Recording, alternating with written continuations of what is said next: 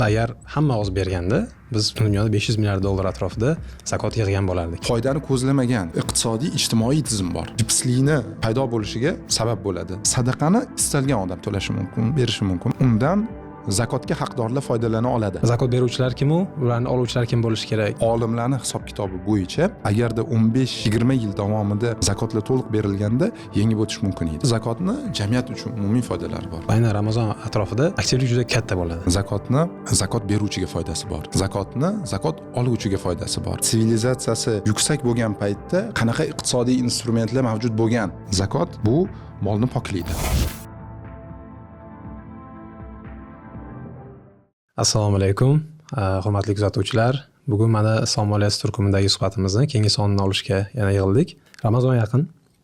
Ramazonga yaqin kelganda va Ramazon oyida har yili ko'p guvohi bo'ladigan narsamiz bu zakot mavzusi ko'tariladi. Shu sababli biz bugungi sonimizni aynan zakot mavzusiga bag'ishlashga qaror qildik. Bu mavzuni ochib berish va bu mavzuda suhbat olib borish uchun studiyamizga bugun Islom moliyasi mutaxassisi, Islom moliyasini O'rta Osiyozda keng tarqalishiga katta hissa qo'shayotgan, shu bilan birga Islom moliyasi, zakotim hamda mizan loyihalarida ham muallif bo'lgan Muzaffar aka Husniddinovni chaqirdik. Muzaffar aka, kelganingiz uchun katta rahmat, vaqt ajratib xush kelibsiz. Assalomu alaykum. Taklif qilganligingiz uchun o'z minnatdorchiligimni bildiraman. Katta rahmat. Muzaffar aka, mana zakot mavzusida suhbat qilar ekanmiz. Zakotim mavzusida zakotim loyihasi haqida qisqacha bir tushuntirib bersangiz, kirish uchun menimcha juda yaxshi bir ish bo'lardi. Ya'ni zakotim loyihasi qachon tashkil topdi, maqsadi nima edi va hozir unda nimalar mavjud o'zi? Ya'ni o'z foydalanuvchilari uchun zakotim nima qilib beryapti hozir? Nima qila oladi? Rahmat savolingiz uchun. Zakotim loyihasi 2021-yilda tashkil topgan. Asosiy maqsadi xalqimiz orasida, ayniqsa o'zbekzabon insonlar va umuman Markaziy Osiyodagi insonlarga keyinchalik zakot mavzusini targ'ib qilish va u to'g'risida ko'proq ma'lumot berish, shu bilan birga uni hisoblashni osonlashtirish. Ya'ni har bir insonda bir olim odamga borib agar zakotini hisoblashga yordam olishga imkoniyat bo'lmaydigan bo'lsa, bu shu texnologiyalar orqali bir veb-saytda yoki bir ilovada zakotni to'g'ri, oson hisoblash imkoniyatini berish. Hozirgi kunda taxminan 200 mingga yaqin insonlar bu ilovadan, kalkulyatordan foydalanishgan va o'sha bilganimiz 21 ming kishidan ortiq inson uni oxirigacha borib zakotlarni hisoblashga muvaffaq bo'lgan. Bu veb-saytda zakotim.uz veb-saytida hozirda joylashtirilgan va undan tashqari hozirgi kunda to'lov tizimlariga asta-sekin integratsiya qilish boshlaganmiz. Bu Alif Mobib ilovasida hozir bu mavjud. Kirilsa o'sha yerda zakotim joyiga kirish mumkin. Klikda yaqin kunlarda ishga tushadi va boshqa to'lov tizimlariga ham integratsiya qilish jarayonidamiz. Menimcha u juda zo'r ish. Chunki o'zim ham shaxsiy tajribamda ham atrofimdagi odamlarni misolda ko'p ko'rganman. Zakot mavzusi nimagadir bugungi kunda odamlardan uzoqlashib ketgan mavzuday. Ya'ni uni hisoblash qiyin va qiyin narsa har doim odam oxiriga boradigan yoki qiynalib boradigan narsalardan biri bo'lib qolaveradi. Va buni osonlashtirish menimcha bugungi kunda juda ham muhim narsa edi. Bu jihatdan menimcha zakotim loyihasi juda yaxshi foyda bergan. Biz o'zimiz ham ko'rdik. Ya'ni mana o'sha Alifga integratsiya qilgan paytimizda birinchidan unga qiziqish juda katta bo'ldi. Ya'ni biz shu imkoniyat haqida gapirishni boshlaganimiz bilan birdan sezdik, odamlarning bunga e'tibori qanday ortib bordi. Masalan, birdan aytishim mumkin, deylik ham marketing jihatdan yaxshi bergan, bizga qiziqish paydo qilgan, ham o'zimizni foydalanuvchilarimiz orasida ham masalan o'sha aynan ya'ni Ramazon oyida undan foydalanish juda katta miqdorda bo'lgan. Xo'p, yaxshi kirish uchun juda yaxshi ma'lumot bo'ldi. Katta rahmat. Endi Muzaffar aka, bugungi suhbatimiz uchun o'zi zakot mavzusini ochish maqsadida bir nechta zakotni qismi haqida gaplashmoqchi edik. Ya'ni bular umuman zakotning ahamiyati nimadan iborat, zakot beruvchilar kim u, ularning oluvchilar kim bo'lishi kerak va bugungi kunda uni amaliy jihatlari, ya'ni odatda o'zi adabiyotda yoki biz ko'rishga odatlangan adabiyotlarda zakotni deylik zakot beriladigan mavzularni ko'proq menimcha eskiroq bir davrdagi yoki holatlarda, ya'ni masalan kimlar berish to'g'risida gapirganda ham eskiroq davrdagi odamlar yoki eskiroq davrdagi tuzumlar haqida moslashgan holatda berilgan edi. Endi bugun masalan biz uchun juda qiziq, men o'zim uchun shaxsan qiziq. Deylik kriptovalyutada agar kimdir mulki bo'ladigan bo'lsa, u yerda qanaqa bo'ladi bu zakotni hisoblash, u yerda to'lanadimi yo'qmi, yoki masalan katta korporatsiyalarda qanaqa bo'ladi bu ish. Bular hammasini ham o'sha amaliy jihatlar haqida gaplashgan paytimizda ochib berishga harakat qilamiz. Keling, birinchi eng asosiy bir qismi haqida boshlaylik. Ya'ni o'zimga olganda zakotning islomdagi o'rni qanday? Va o'zimman musulmonning hayotida zakot qanaqa ahamiyatga ega? Aytganingizdek, zakotga bog'liq turli mavzular bor. Bularni qo'ldan kelgancha ochib berishga harakat qilamiz. Faqat ko'rsatuv boshlanishidan oldin aytib qo'ymoqchiman, bir disclaimer deydi-ku, men islom ilmlari bo'yicha o'zimni olim deb hisoblamayman va bu narsalar to'g'risida gapirishga shu kompetensiyam bormi yo'qmi degan nuqtai nazarda shu loyihaga faqat amaliy jihatlarini yoritib, shu loyiha ustida ishlayotgan bir mutaxassis sifatidagina gapiraman va asosiy baribir zakot hisob kitobi qanday bo'lishi kerak degan narsalaringizda o'sha masalan kitoblarni aytib o'tdingiz. U joyda agarda o'quvchi tushunmaydigan bo'lsa, buni olim insonlar bilan gaplashib so'rash kerak, o'rganish kerak bo'ladi. Men o'zim iqtisodchi, moliyachi bo'lganligim uchun ham ko'proq bugungi suhbatda zakotni nafaqat islomdagi bir ibodat sifatida, balki iqtisodiy nuqtai nazardan foydalari, uni jamiyatga, iqtisodiyotga qanaqa manfaat olib kelishi mumkinligi va kattaroq bir kartinani qaraydigan bo'lsak, zakotni umuman islom iqtisodiyotidagi o'rni to'g'risida shu gaplashsak degan shu taklifim bor edi. Ya'ni islom iqtisodiyotidagi, umuman islomdagi bu yagona narsa emas zakot. Boshqa turli xil instrumentlar bor va mana islom dini paydo bo'lganiga 1450 yildan oshib 1500 yilga yaqinlashayotgan bo'lsa, bu davrning katta qismida musulmon o'lkalari shu aholisi musulmon bo'lgan mamlakatlar iqtisodiy rivojlangan, siyosiy barqaror, harbiy jihatdan kuchli, ta'lim rivojlangan mamlakatlar bo'lgan. Va so'nggi taxminan 200-250 yilda bu muayyan cho'kishga uchragan.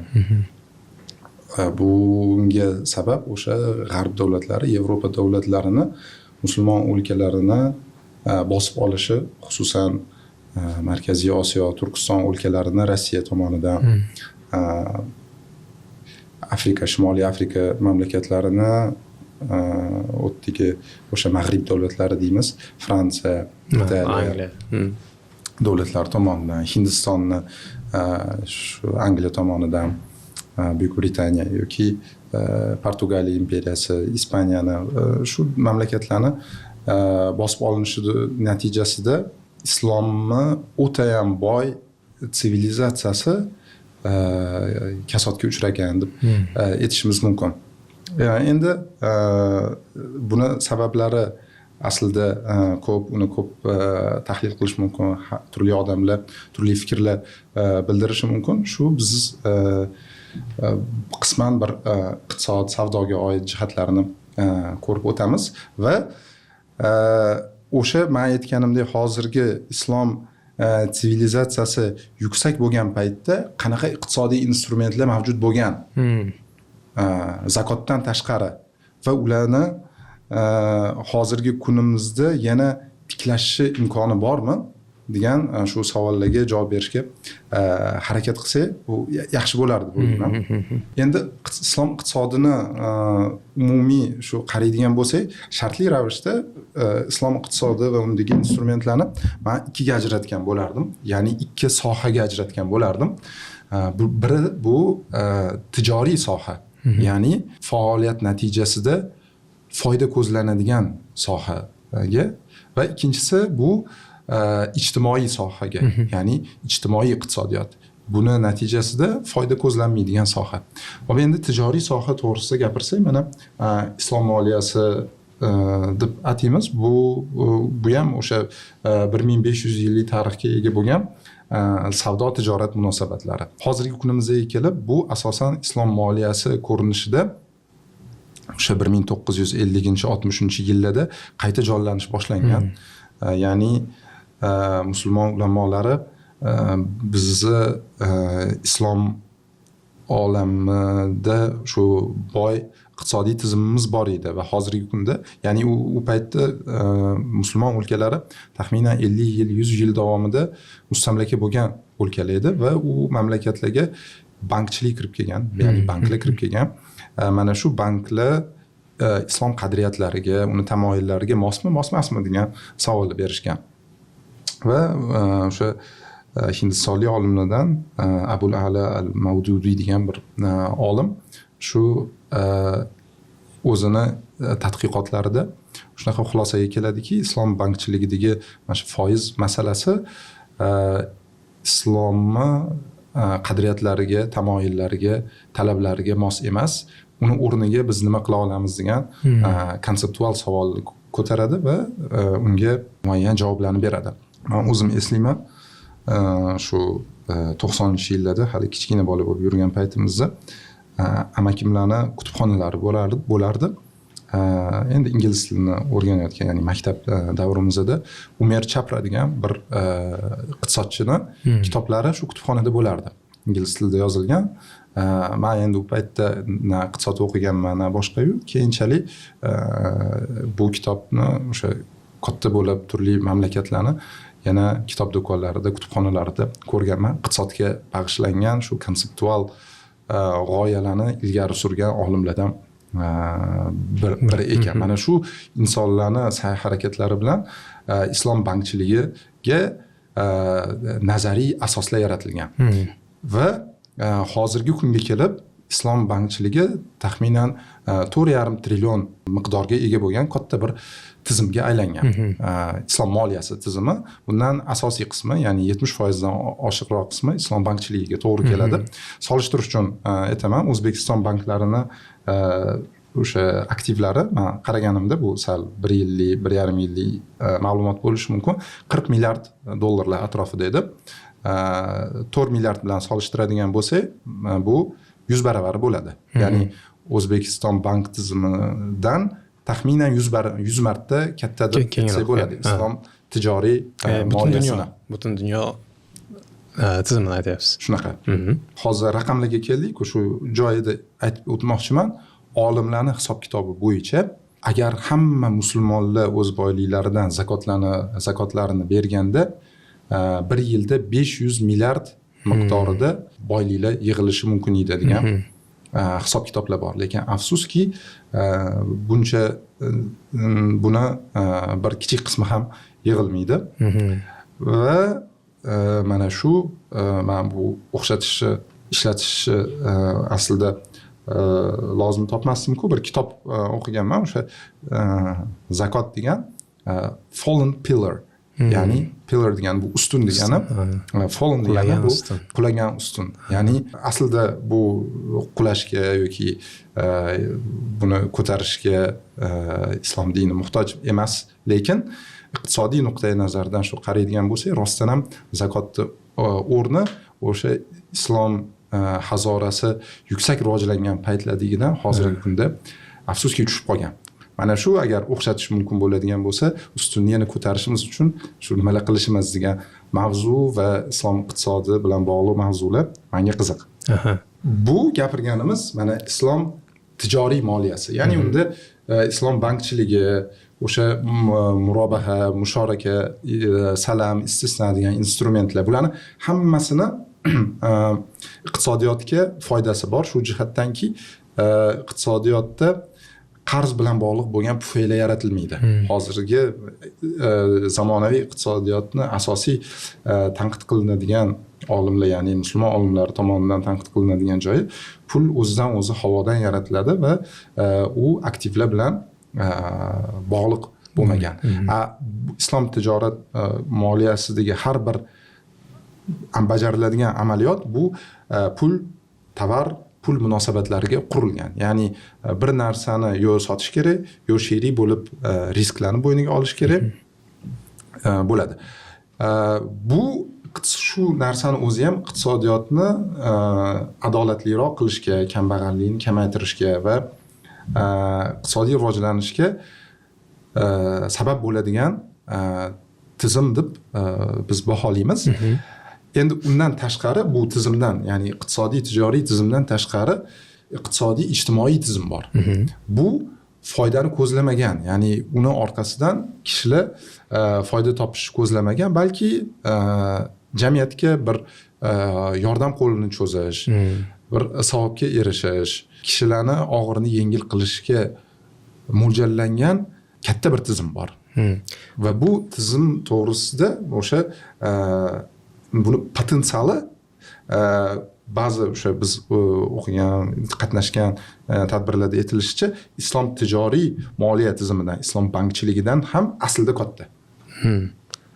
Qanday qilib? Ya'ni masalan, boya aytdingiz, hozir islom iqtisodiyotini umumiy salmog'i 1.5 trillion atrofida deyapsiz.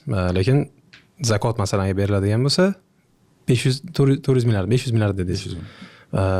Endi masalan o'zim agar misolni aytadigan bo'lsam, men tijoriy maqsadda yoki masalan ishlatish maqsadida topadigan deylik daromadim bilan bu yoqda iqtisodiy ijtimoiy qilmoqchi bo'lgan ishlarim o'rtasida solishtiradigan bo'lsam, orasida katta farq bo'ladi va odatda tijoriy qismi ancha ko'proq bo'ladi.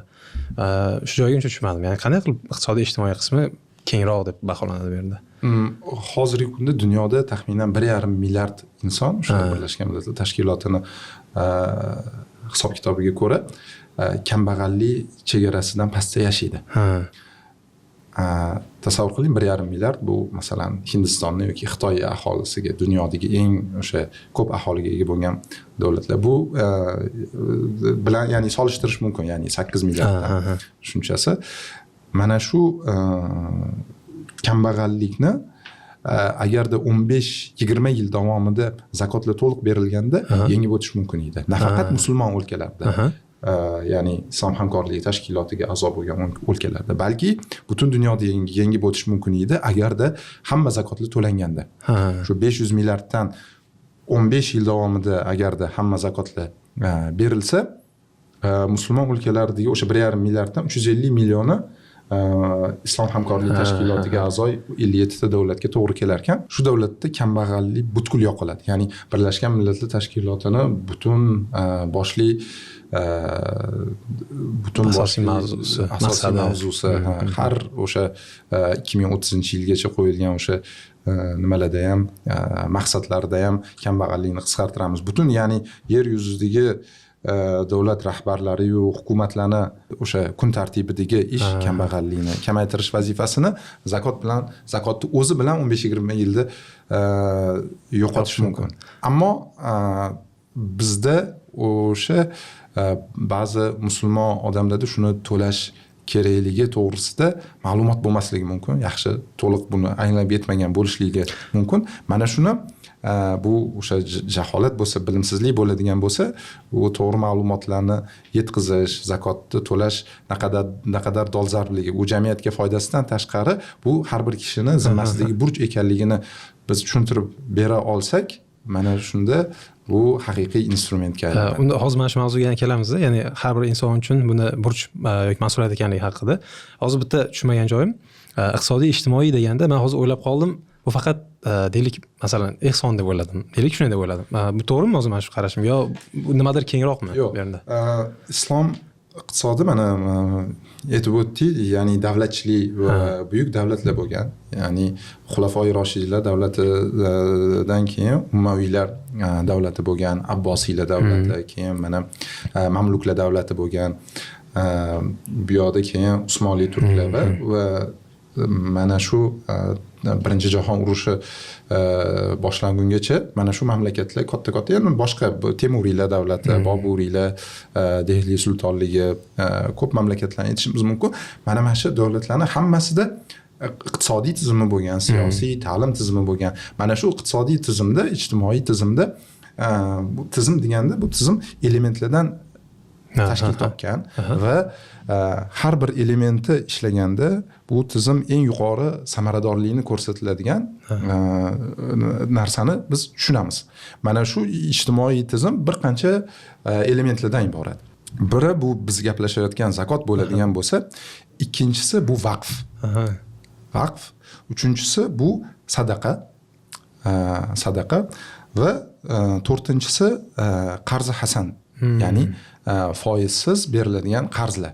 Mana shu to'rtta ustun bu islomdagi ijtimoiy tizimning ustunlari hisoblanadi.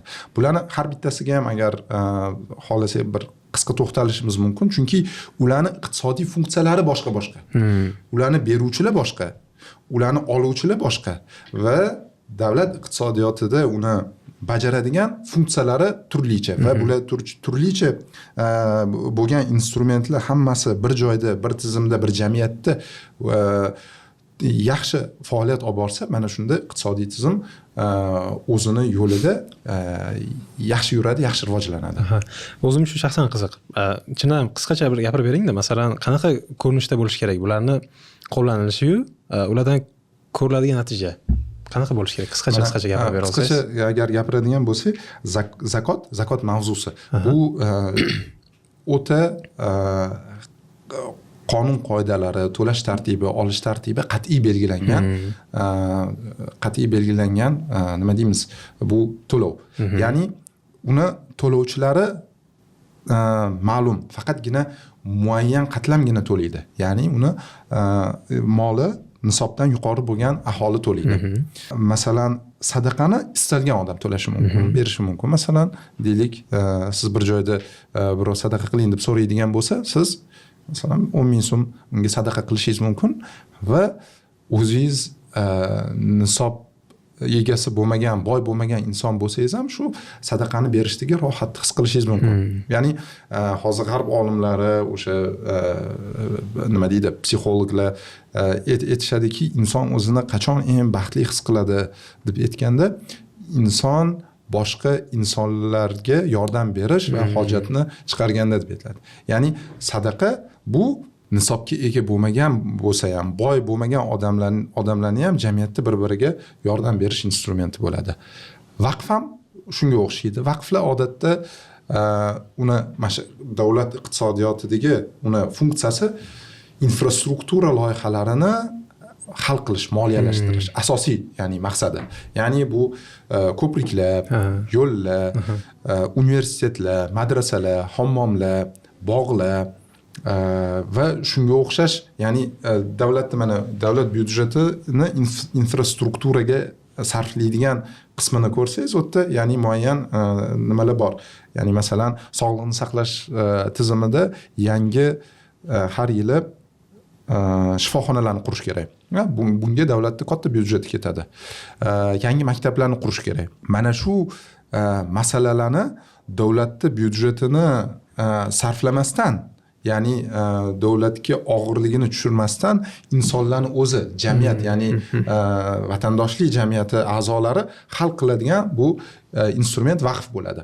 Endi vaqf ya'ni uni ham kichik ko'rinishda vaqf qilish mumkin. Masalan, deylik, bir kitobni vaqf qilish mumkin yoki bir nogironlar aravachasini vaqf qilish mumkin. Bu uchun katta pul kerak emas. Lekin o'sha iqtisodiyotda katta xarajat talab qilinadigan narsalar, aytganimdek, ko'priklar, yo'llar, universitetlar, katta ijtimoiy mana infrastruktura loyihalari tarix davomida asosan vaqflar tomonidan amalga oshirilgan. Tarixga qaraydigan bo'lsangiz, birinchi universitetlar bu musulmon o'lkalarida bo'lgan. Masalan, deylik, Tunisda Zaytuna universiteti, Xorazmda Ma'mun akademiyasi, yana Bag'dodda o'sha Baytul Hikma degan katta universitetlar, Misrdagi Al-Azhar universiteti va boshqa juda ham ko'plab o'sha universitetlar Yevropa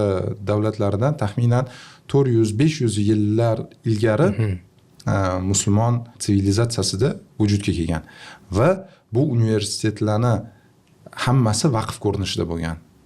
Ya'ni bunga davlatdan yoki xazinadan pul sarflanmagan, ya'ni asosan insonlarni o'zlari vaqf ko'rinishida qilgan va ularning vaqflari shu darajada keng bo'lganki, bitta universitetda huzurida talabalar uchun yashaydigan joylar, ovqatlanadigan joylar, dam oladigan joylar va butun boshli tizim vujudga kelgan. Hatto mana bizani o'sha yaqin tariximizda masalan Al-Azhar universitetini vaqfi shu darajada katta va qudratli bo'lganidan Misr hukumati undan o'sha byudjet defitsit bo'lgan paytlarda qarz olib turgan.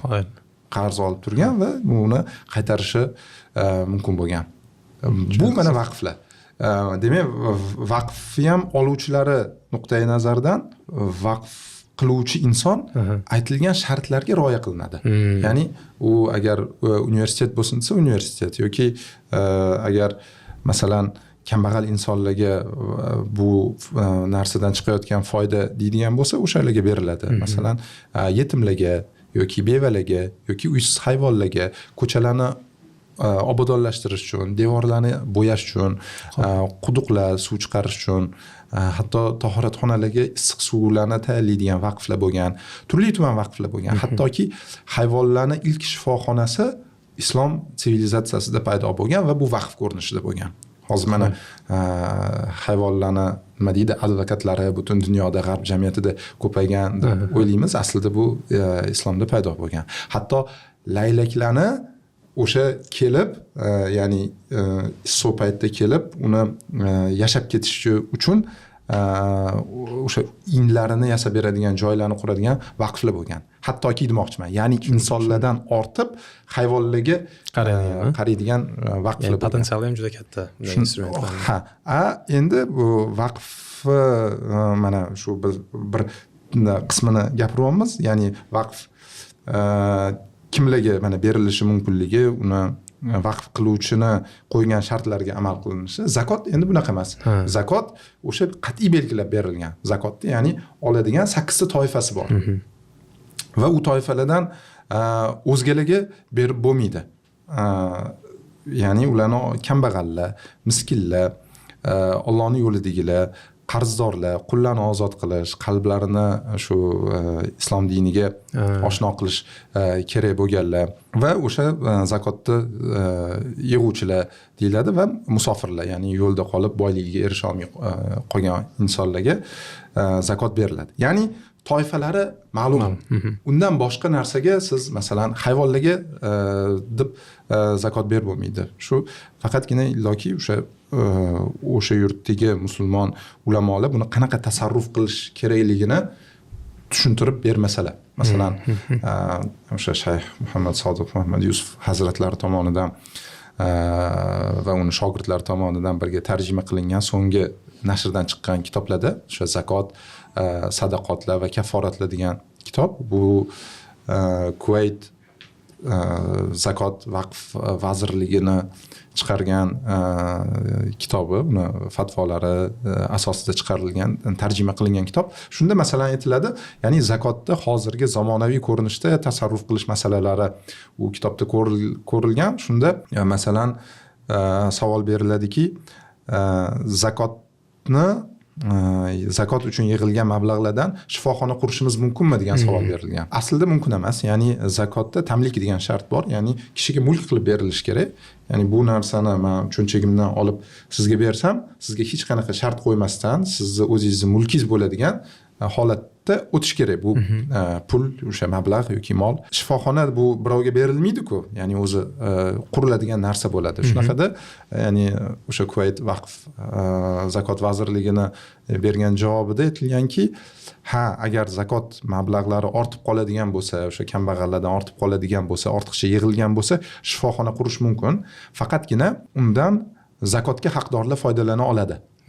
Ya'ni zakotga haqdor inson kelib, u joyda davolanishi mumkin. Sherik kelib davolanishi mumkin. Va bu shifoxona pulli xizmat ham ko'rsata oladi. Pulli xizmat ko'rsatib u daromad oladigan bo'lsa, ushbu daromadlar yana shu 8 toifani o'ziga sarflanishi kerak degan javob beradi. Shu nuqtai nazardan bu kitob qiziq. Bu yerdagi fatvolar hozirgi zamonaviy ulamolarni bergan o'sha xulosalari ham juda qiziq. Xo'p, bitta narsa qolib ketdi faqat. Bu qarzni nima dedingiz? Qarz hasan. Qarz hasana. Ha. Foizsiz qarz deb tushunamiz. Ya'ni qarz, qarang, siz zakot bermoqchi bo'lsangiz, o'zingiz qidirasiz, kimga zakot bersam ekan deysiz, olib borib berasiz. To'g'rimi? Endi sadaqa qilmoqchi bo'lsangiz ham o'sha ko'rgan joyingizga masalan sadaqa qilishingiz mumkin. Vaqfda ham bir o'zingizda jamiyatga foyda qo'shish, hissa qo'shish fikri uyg'onadi va siz bu vaqf qilishingiz mumkin.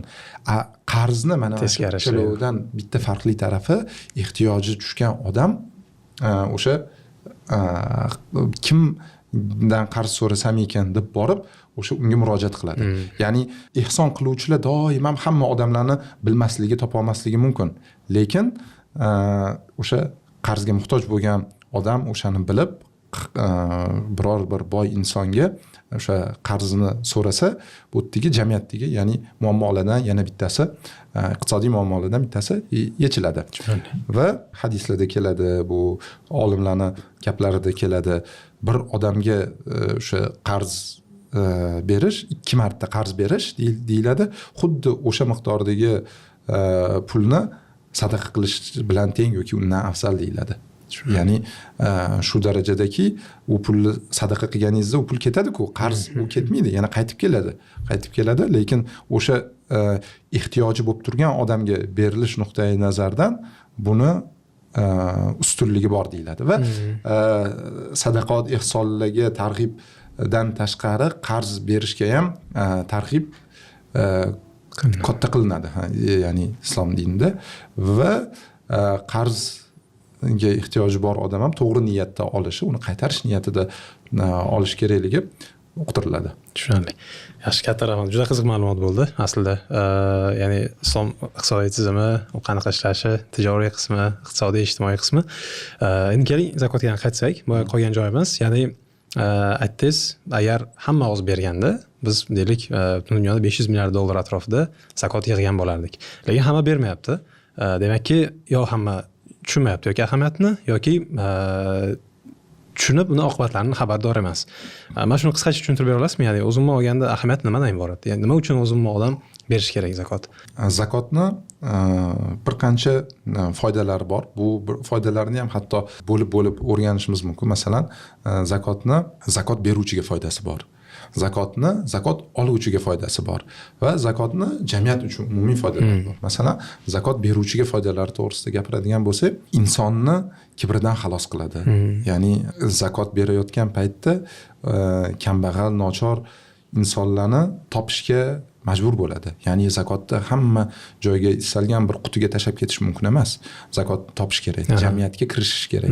Jamiyatda kim qanaqa holatda yashayotganligini ko'rish kerak. Va o'shanaqa odamni topib berganda zakot ado bo'ladi. Shu nuqtai nazardan boy insonlar kambag'al insonlarni hayoti bilan tanishadi. Uzilib qolmaydi. Qo'l. Ijtimoiy ham demak katta ta'siri bor. Albatta. Birlashib jamiyat bir-biri bilan ishlashiga. Shunaqa. Xuddi shuni aksi kambag'al inson boy insonlarga nisbatan hasadini yo'q qiladi. Ya'ni bu insonlar boy, bizani haqqimizni yeyapti degan agar tushunchada biror kambag'al yashayotgan bo'lsa, uni qo'liga bir boy inson zakotini olib kelib bersa, bu inson menga yordam beryapti-ku deb unga muhabbat uyg'onadi va buni natijasida o'sha kambag'allarga, boylarga nisbatan bo'lgan masalan adovati bo'lsa, adovati yo'q bo'ladi. Zakotni yana o'sha beruvchiga foydalaridan biri, zakot bu molni poklaydi. Molni o'sha shubha bilan, noto'g'ri yo'llar bilan kirib qolgan qismi bo'ladigan bo'lsa, ana o'sha qismini poklab, uni to'g'rilanishiga sabab bo'ladi va zakot molni himoya qiladi. Ya'ni buni so'zma-so'z ya'ni tushunishimiz kerak emas. Ya'ni zakot to'lasam demak bu molim hech qachon yonib ketmas ekan masalan degan ma'noda emas, balki bu mol o'sha kasodga uchrashidan, uni ya'ni himoya deganda faqatgina bu raqamlardagi himoyani emas, ya'ni barakani, insonni va uni yaqinlarini, oilasini sog'lig'i joyida bo'lishi, undan turli talofatlar uzoqda bo'lishi va uni o'zi va farzandlari solih bo'lishiga asos bo'ladigan bir ya'ni ilohiy bir bog'liqlikni bu yerda biz nazarda tutamiz, shuni tushunishimiz kerak va niyat qilinadiki buni orqasidan ya'ni haqiqiy himoya ham keladi deb niyat qilinadi. Ya'ni bu zakot beruvchiga foydalari bo'ladigan bo'lsa, zakot oluvchiga bitta foydasini aytgan bo'lsa, ikkinchi foydasi u o'zini iqtisodiy jihatdan tiklab olishga imkon bo'ladi. Ya'ni uni daromadi agar bo'lmagan inson bo'ladigan bo'lsa, zakotni olgandan keyin masalan deylik bir juft qoramol sotib olishi mumkin. Uni orqasidan masalan sutini sog'ib sotishi mumkin yoki uni semirtirib boqib sotib tijoratni yo'lga qo'yishi mumkin yoki bir avtomobil sotib olishi mumkin, masalan kerak qilib kichik biznesni yo'lga qo'yishi mumkin. Ya'ni zakotdan kelgan pulga u o'zini oilasini o'sha hozirgi ehtiyojidan tashqari birorta daromad kelib turadigan ehtiyojiga ham sarflashi mumkin bo'ladi va jamiyatda o'sha aytganimizdek jipslikni paydo bo'lishiga sabab bo'ladi. Jamiyatda mana biz hozirgi kunda juda ham o'sha ko'p gapiradigan o'sha vatandoshlik jamiyati deymiz, fuqarolik jamiyati deb bu so'z ishlatilardi. Hozirgi kunda o'shaqa vatandoshlik jamiyat degan so'z ko'proq bu ruhiyatga mos bo'lyapti. Ya'ni insonlarni davlat aralashmasdan bir-biriga yordam berishi. Ta'lim sohasida bo'ladimi, shu kambag'allikni qisqartirish sohasida bo'ladimi, ijtimoiy sohada bo'ladimi, faol vatandoshlar o'zini hissa qo'shishi orqali jamiyatga foyda keltirishi va zakot aslida mana shu narsani targ'ib qiladigan eng kuchli instrumentlardan biri to'g'ri bo'lishi mumkin.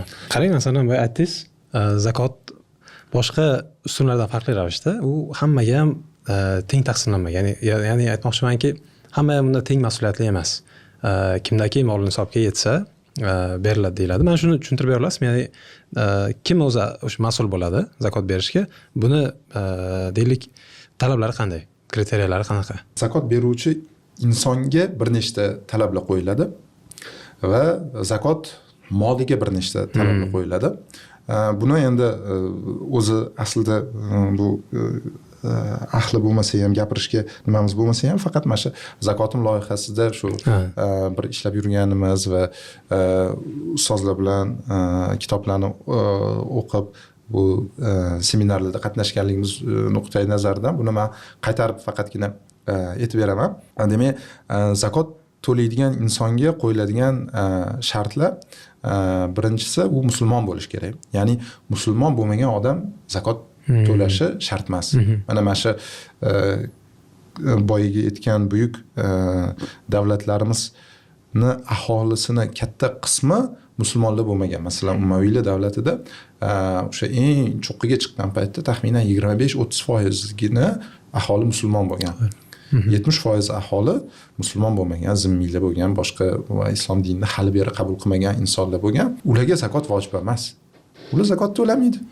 O'rniga boshqa o'sha to'lovlar, masalan, xiroj, boshqa narsalar to'lashi mumkin-ku, lekin zakot to'lamaydi. Ya'ni birinchi sharti musulmon bo'lish kerak. Faqatgina musulmonlargagina bu tegishli. Ikkinchisi hur inson bo'lish kerak. Ya'ni u qul bo'lmasligi kerak, erki o'zida bo'lish kerak. Hozir endi qullik zamoni tugatilgan, shu nuqtai nazardan har bir musulmon odam shu bunga to'g'ri keladi. Uchinchisi balog'atga yetgan bo'lish kerak. Ya'ni namoz o'qish qachondan farz bo'ladigan bo'lsa, bu ham o'sha yoshi katta, ya'ni molini o'zi aqli bilan tasarruf qiladigan bo'lish kerak, bola bo'lmasligi kerak.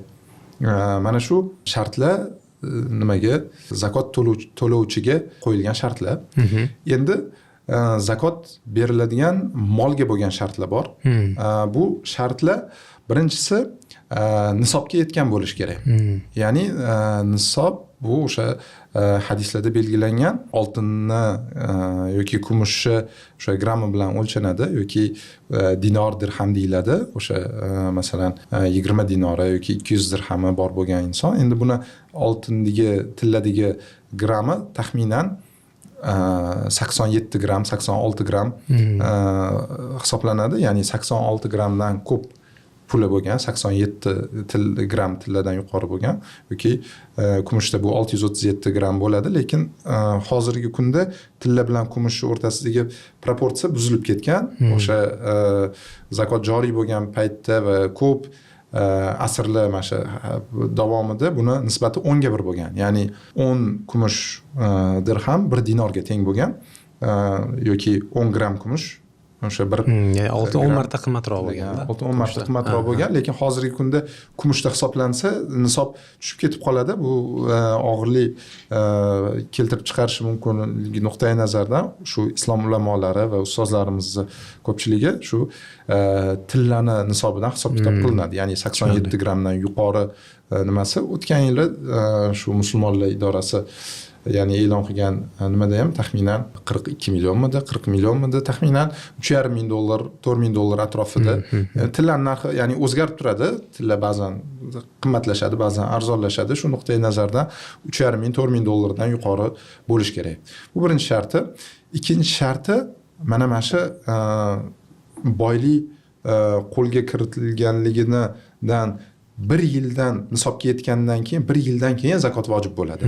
Ya'ni siz masalan $4 ming pulingiz yo'q edi, ishladingiz, $4 ming pul topdingiz, undan darhol zakot to'lamaysiz.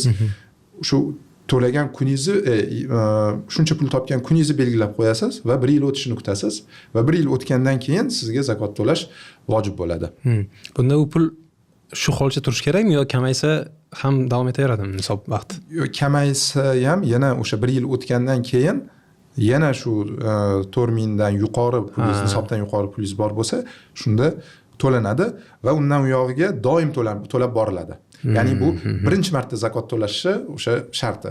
Ya'ni birinchi marta qachon to'laymiz deyilsa, birinchi marta o'sha nisobga yetgandan keyin 1 yil o'tgandan keyin 1 yil kutib, keyin zakot har yili yilma-yil to'lab boriladi.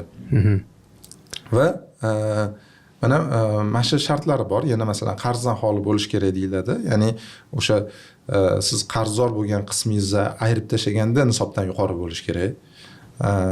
Shu shartlar topilsa tushunarli. Qarang, bugungi kunda masalan yuridik shaxslar ham bor. Sal bu deylik bugungi zamonga mos holatlardan bittasi yuridik shaxslar bor. Deylik masalan bizning kompaniyamiz ham Alif ham bitta katta o'zi alohida yuridik shaxs sifatida hisoblaydigan bo'lsak, ularning ham bo'yniga mas'uliyat tushadimi zakot to'lashga? Chunki ularning ham o'zimda olib qaraganda boyligi bor. Boylik nisobga yetdi deb hisoblasak bo'ladi. Ya'ni mulk bor. Ularga ham zakot mas'uliyati tushadimi yo qanaqa hisoblanadi? Albatta tushadi.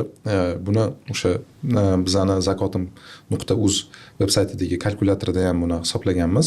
Ya'ni kimlarga zakot to'lash kerak bo'ladi? Bu korxonani egalariga, ya'ni nafaqat Alif, balki istalgan har qanaqa korxonada mulklari bor bo'lgan inson o'sha mulklaridan zakot berish kerak. Va nafaqat korxonani egalariga, bu holatda agar Alif yoki boshqa shunga o'xshash birorta loyiha aholidan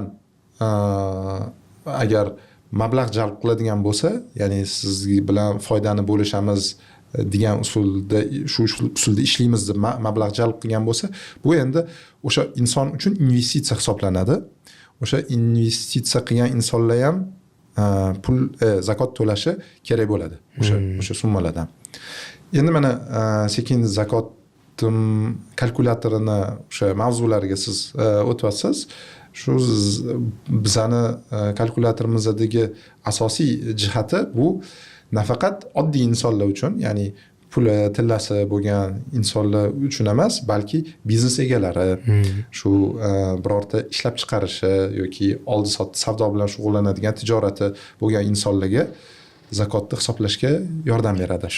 Ya'ni oddiy insonlar, biznesmenlar, ya'ni kundalik o'sha biznesda faoliyat yuritadiganlar va investorlar uchun ham. Ya'ni birorta biznesda aktiv bo'lmagan yoki aktiv biznesi bor, undan tashqari investitsiyalari bor. Masalan, ko'chmas mulkka yoki turli loyihalarga, boyagi aytganingizdek kriptovalyutalarga, qimmatbaho qog'ozlarga investitsiya qilgan insonlar qanday zakot to'lash kerak degan mavzu ham shu bizani kalkulyatorimizda yoritilgan bo'limlarida. Tushunarli. Katta rahmat.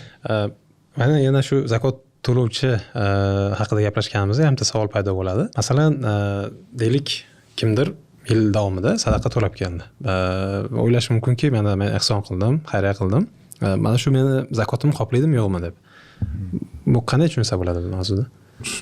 Yaqinda bir o'sha ustozimiz bilan bir nima intervyu qilgan edik shu zakot mavzusida. Ya'ni endi shu beriladigan pulni zakot bo'lish sharti deyiladi. O'sha zakot bo'lishi asosiy sharti uni niyat qilib zakot qilib ajratib qo'yish. Masalan, sizni agarda 40 million so'm pulingiz bo'ladigan bo'lsa, bu nisobdan yuqori bo'ladigan bo'lsa, bu nisobga hozir yaqinroq bo'lib qolyapti. 100 million deylik. 100 million so'm agar pulingiz bo'lsa, bu 1 yil davomida turgan bo'lsa, uni 40 dan biri 2,5% bo'ladi. O'sha 2,5%, ya'ni 100 milliondan 2,5 million.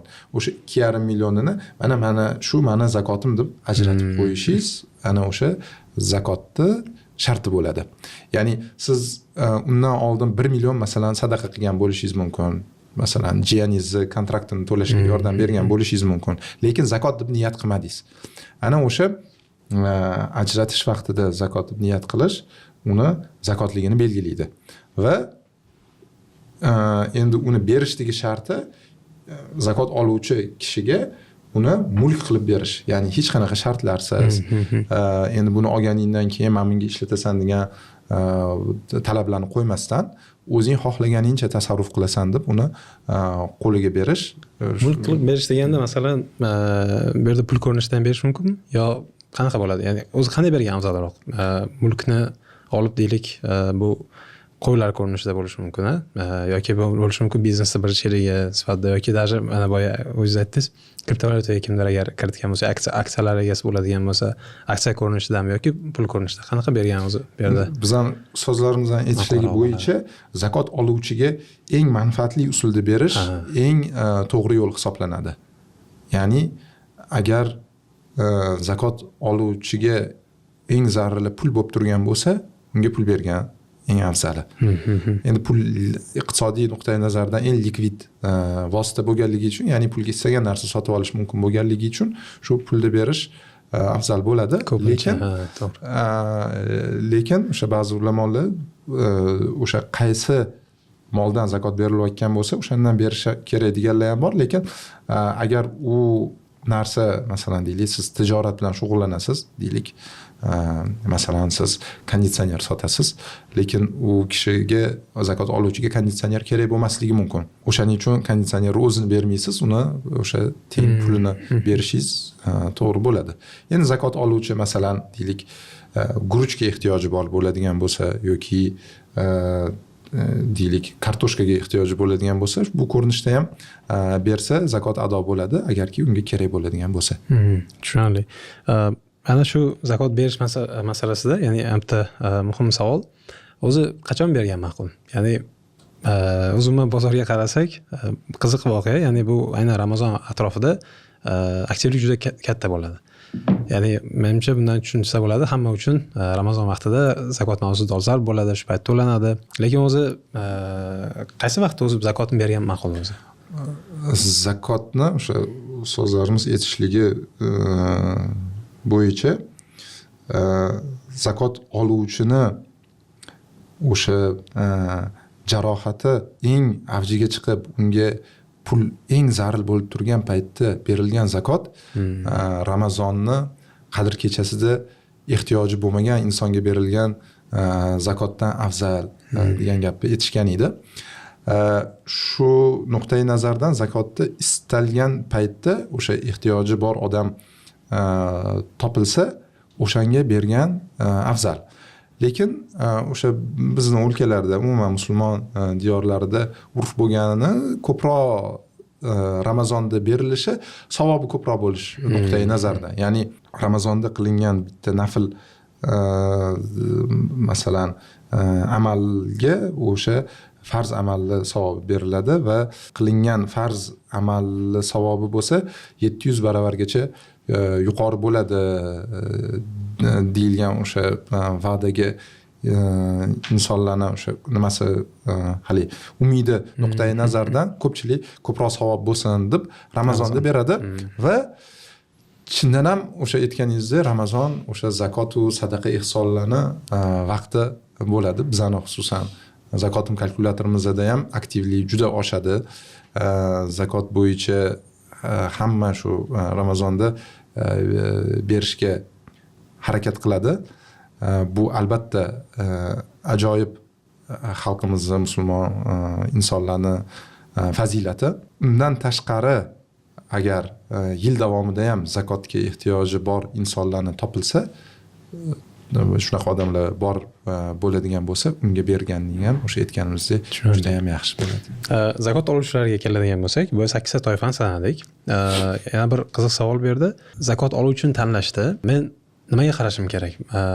O'zimni atrofimni ko'proq qidirishim kerakmi yo deylik, masalan, men internetda ko'rdim, kimdir muhtoj, ularga ko'proq e'tibor qaratganim yaxshimi?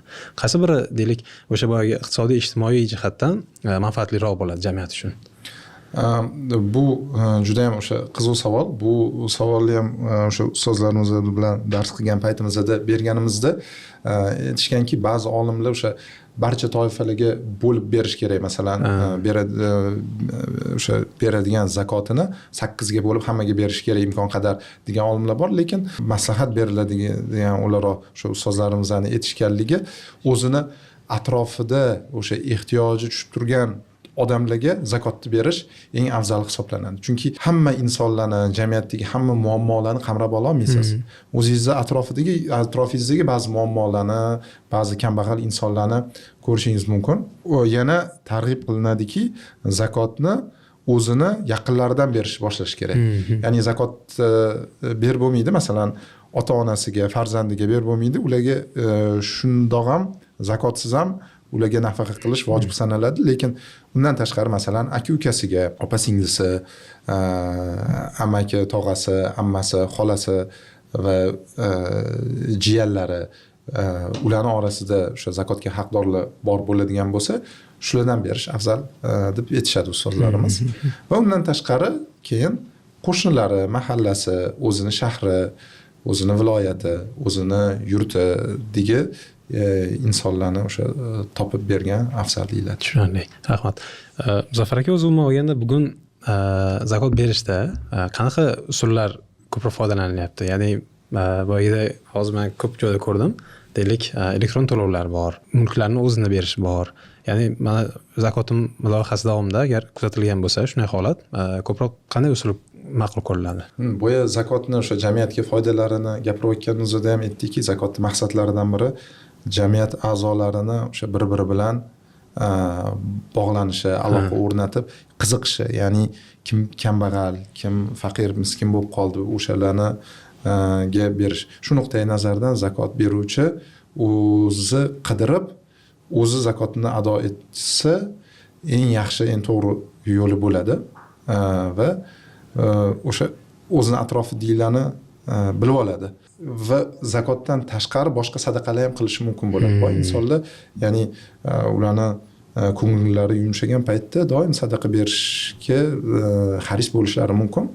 Zakotdan tashqari ham yana shu usulda, ya'ni kambag'allarni topgandan keyin boshqa sadaqalar ham berishligi mumkin. Ammo ba'zi insonlarni o'sha vaqti bo'lmasligi yoki imkoniyati bo'lmasligi nuqtai nazardan atrofidagi o'sha zakotga haqdorlarni bilib, unga kerakli miqdorda zakot bergandan keyin ham zakotlar ortib qoladigan bo'lsa, endi shu bilan shug'ullanuvchi tashkilotlarga berish mumkin. Masalan, islom tarixini qaraydigan bo'lsak,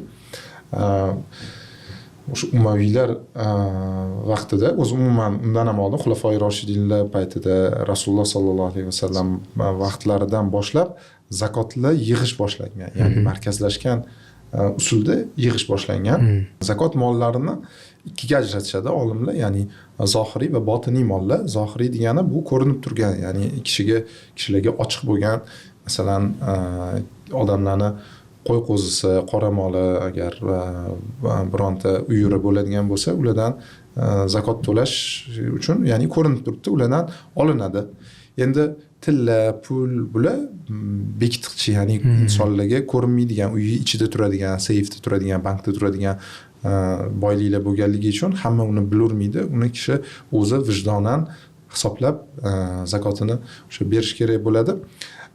Shunaqa hozirgi kunda masalan dunyoni muayyan ba'zi davlatlarida markazlashgan zakot tizimlari bor. Masalan, o'sha aytganimiz Kuvaytda, Saudiya Arabistonida va boshqa Ko'rfaz mamlakatlarida, arab mamlakatlarida zakot bilan shug'ullanadigan vazirliklar bor. Ya'ni u vazirliklarda ba'zilarida o'sha majburiy tarzda xuddi soliqli yig'ib olingandek, mana deylik siz bir korxonani agar ta'sischisi bo'ladigan bo'lsangiz, u korxona qancha zakot to'lash kerakligini, ya'ni davlat organlari ham o'sha zakot vazirligi bilib turadi. Ya'ni korxonani boyliklari ma'lum va siz korxonani egasisiz va o'sha korxonangizdan zakotingizni o'zingiz bermaysiz, korxona to'lab yuboradi zakotingizni sizni nomingizdan to'lab yuboradi. Xuddi o'zbek tilida, mana shu O'zbekiston qonunchiligida soliq bo'yicha soliq agenti deyiladi. Masalan, ba'zi soliqlarni siz o'zingiz to'lamaysiz, sizni ish beruvchingiz sizni soliq agenti sifatida to'lab yuborishi mumkin. Ana shunga o'xshab korxona o'sha zakot agenti sifatida zakotni to'lab yuborishi mumkin. Markazlashgan o'sha zakot tizimi mavjud bo'lgan mamlakatlarda. Boshqa endi mamlakatlarda markazlashgan tizim bo'lmasa, o'sha siz o'zingiz egalik qiladigan korxonangizni mol-mulkini hisoblab turib, ana o'shandan zakotni o'zingiz berishingiz kerak bo'ladi.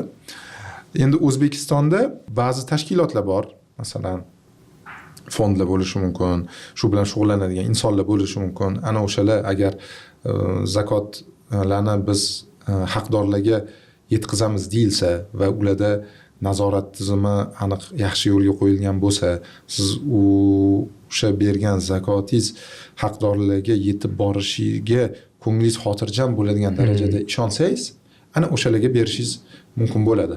Tushunarli.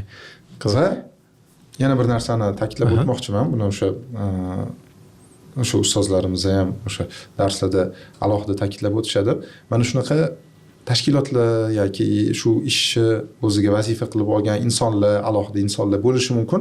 Zakot oluvchilardan o'sha 8 toifadan bittasi zakotga mas'ul bo'lgan, ya'ni zakotlarni yig'uvchilar deyilgan toifa bor. Endi olimlar, xususan O'zbekistondagi shu olimlar mana shu zakot ishlarida yurgan odamlar, agar zakotlarni tarqatib yurgan odamlar bo'ladigan bo'lsa, ularni o'zlari ham olishi mumkinmi degan savolga yo'q deb javob berishadi. Ya'ni ular davlat tomonidan yoki markazlashgan bir hukumat tomonidan tayin qilingan insonlar emas. U masalan hozir biz mana Ummaviylar yoki Abbosiylar davlarini esladik, bunaqa zakot bilan shug'ullanuvchi insonlar bo'lgan. Ya'ni davlat tomonidan, davlat rahbari tomonidan, hukumat tomonidan belgilangan insonlar. Ana o'shalarga zakot olishi mumkin bo'lgan, ya'ni o'sha belgilangan qismini.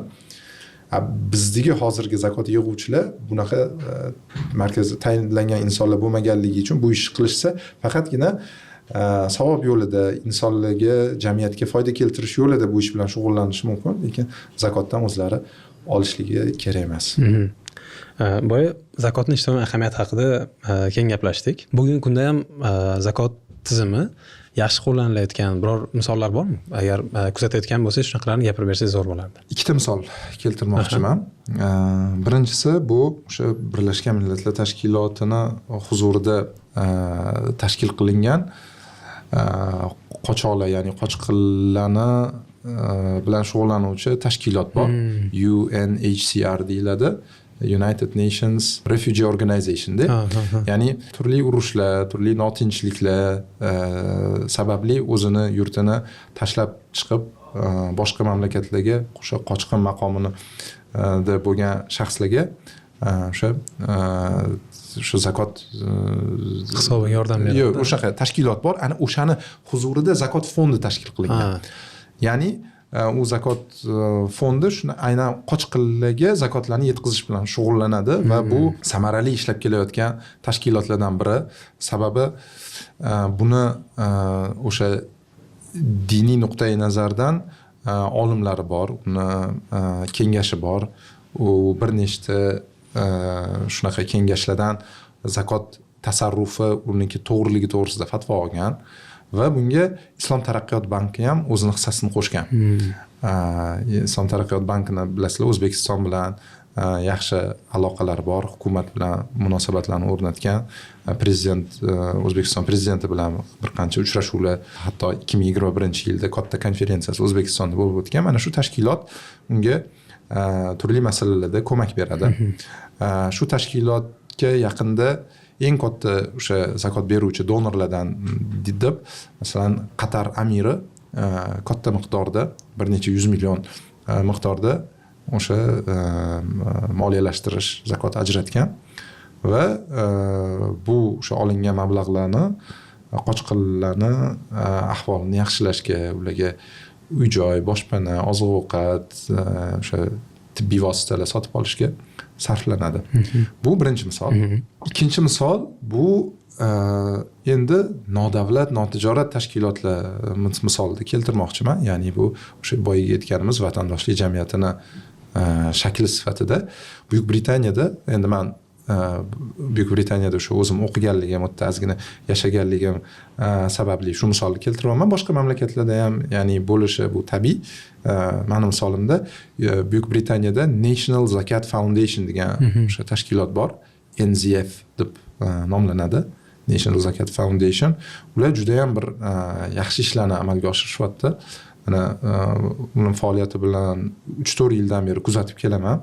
Hozir faoliyat kengayib, hatto xalqaro darajaga chiqishdi. Ya'ni Avstraliya, Yangi Zelandiya mamlakatlarini, yana bir qancha boshqa davlatlardagi shu zakot tashkilotlari ularga a'zo bo'lib, ularni modelini o'zlashtirishmoqda. Ya'ni ularni zakot yig'ishdagi siyosati, zakotlarni taqsimlashdagi o'sha siyosati ni birgalikda amalga oshirishyapti. Ya'ni har bitta davlat o'zida yig'ilgan zakot mablag'larini o'sha davlatda sarf qiladi, lekin ular o'sha siyosatini bir-biriga mushtarak qilishi bu albatta juda qiziq holat.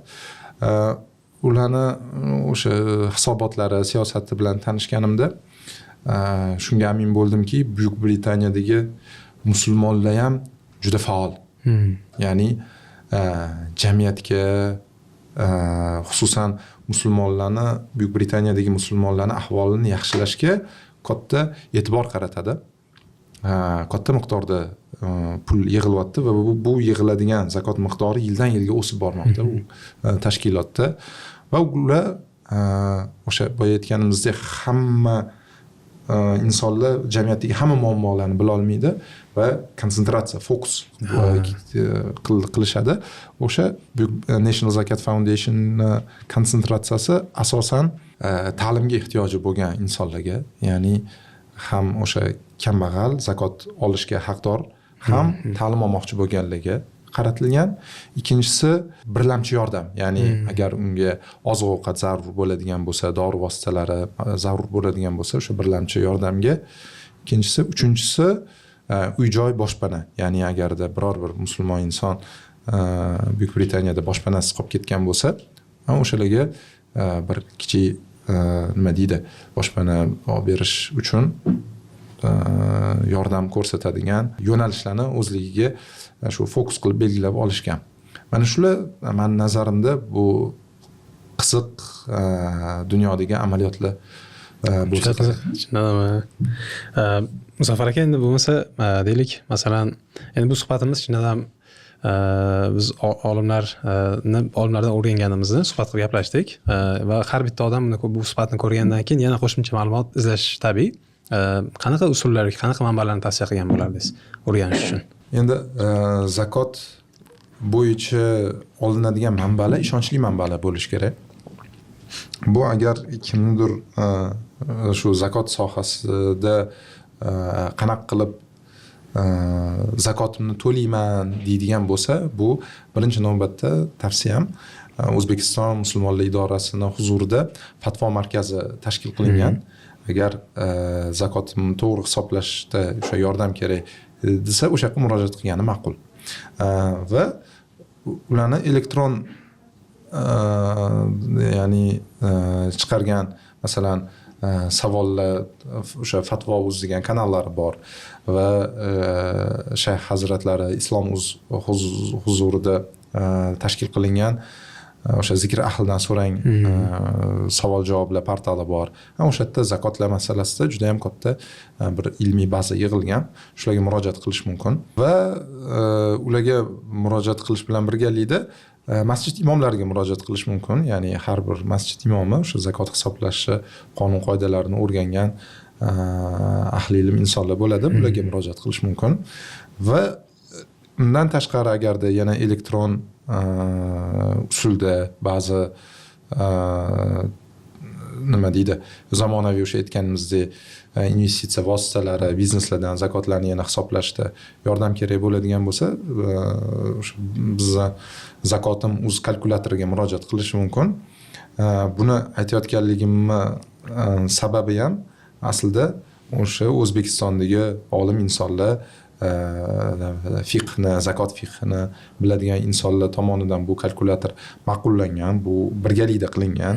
Buni har bir bandini biz birgalikda o'tib chiqqanmiz. Mana bu masalada ko'chmas mulkdan masalan qanaqa zakot hisoblanadi, investitsiyalardan, naqd pullardan yoki qarzlar masalasida buni ayriladimi, zakot hisoblashda ayrilmaydimi? Shu masalalarni har birida olimlar bilan gaplashganmiz. Yana gaplashganimizda ham agar zakot o'zi eng nima deydi, mazhablar o'rtasida ixtilof eng kam bo'lgan o'sha mavzuli, fiqhdagi mavzulardan biri.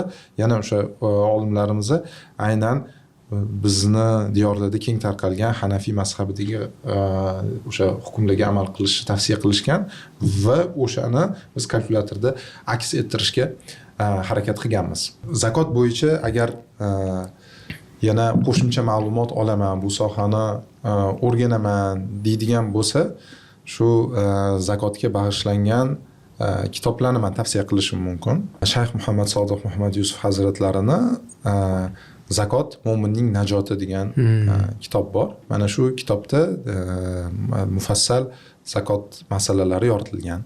Ikkinchi kitob Abdumannon Abdulloh domlani zakot kitobi, shu yashil kitobcha, o'sha kitobga olinsa, bu ham o'ta zamonaviy masalalar, turli islom dinidagi o'sha muborak kitoblardan savol-javoblar tarzida berilgan va o'sha biznes masalalari ham yaxshi yoritilgan va so'nggi yillarda nashrdan chiqqan, elimiz uchun foydali bo'lgan kitoblardan biri.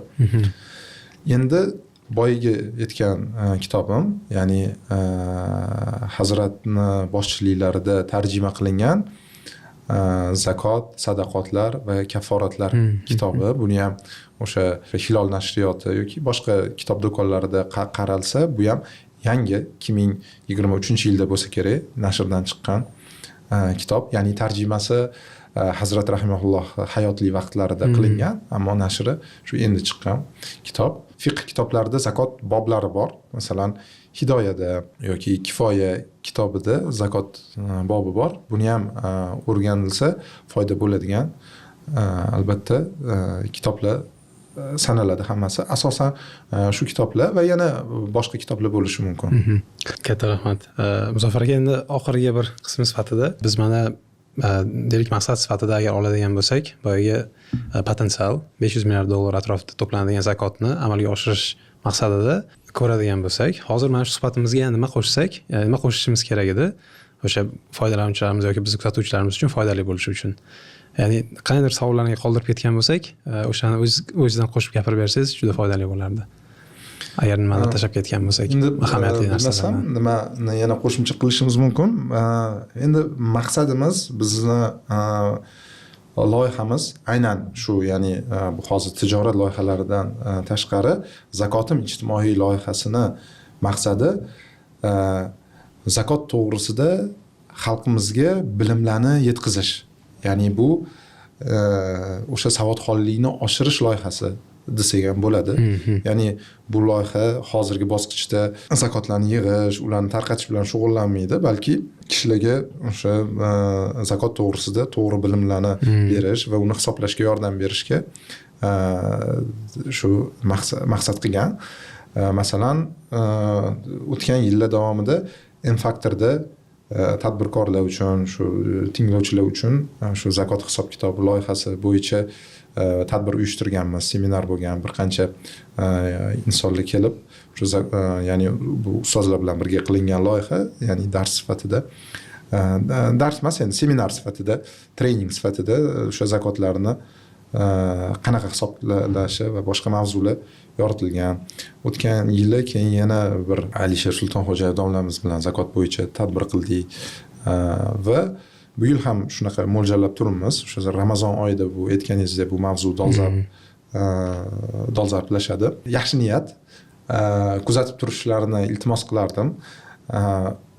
Zakotim loyihasini hozir to'lov tizimlariga integratsiya qilishga bel bog'laganmiz. To'lov tizimlariga integratsiya qilib, kalkulyatorni o'sha to'lov tizimlarida ocha olsak, men o'ylayman, millionlab insonlar, ya'ni haqiqatda million kishidan ortiq bo'lgan auditoriyaga yetib borishimiz mumkin. Hozirgi o'sha to'lov dasturlarida ko'plarida o'sha nima deydi, faqatgina pul o'tkazishdan tashqari, ya'ni boshqa qo'shimcha xizmatlar, kichkina mini applar deymiz yoki qo'shimcha xizmatlar ham ochilyapti. Ana o'shalarga zakot to'lash, zakot kalkulyatorini biz joriy eta olsak, shu hamkorligimiz juda ham samarali bo'lardi va 100 ming balki millionlab kishilarga bu orqali yetib borishimiz mumkin degan shu niyatdamiz.